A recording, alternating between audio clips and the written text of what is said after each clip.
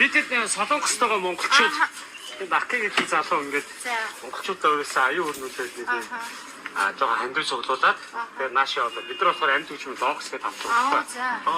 Тэгээд бид нэр сая халуун чицэрэг хоолмод очиж тэнд ингээд хааж байгаа. Тэгээд бид нар яг нэг шаардлагатай юу хэрэгтэй вэ гэж мэдэхгүй болохоор авчирсангүй одоо ингээд асууж байгаа байхгүй яг юу хэрэгтэй байна гэдэг. Тэгээд ингээд тэрнийхэн дагуу маргааш бид бэлдээд яа гэдэг.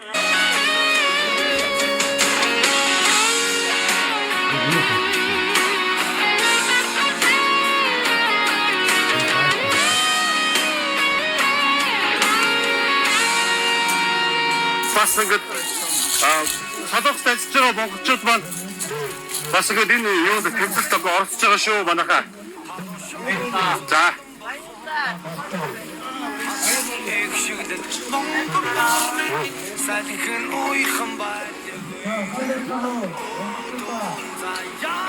Садогт монголчууд амхэндээ бас баярлалаа. Ингээд садогчдоо дэмжиж ингээд оролцож байгаа.